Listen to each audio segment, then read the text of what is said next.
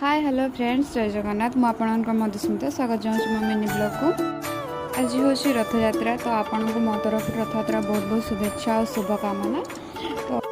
तो रथ रे evening time टे मेला बसला तो सो आम जस्ट भाई और मुझे मेला बुलायापाई फास्ट आम बाठिया जगन्नाथ मंदिर जाइलु तापर मेला को गलु आम आमर जो बारिपदार बड़ दाण्ड से मेला बसला तो आम मेला भाई सांगे किसी टाइम बुलिलु और ठाकुर को दर्शन कलु।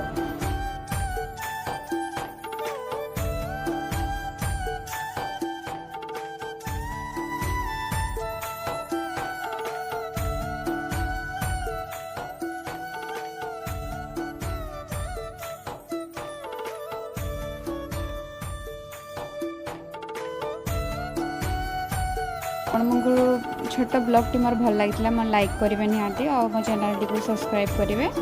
रखुची जय जगन्नाथ देखा।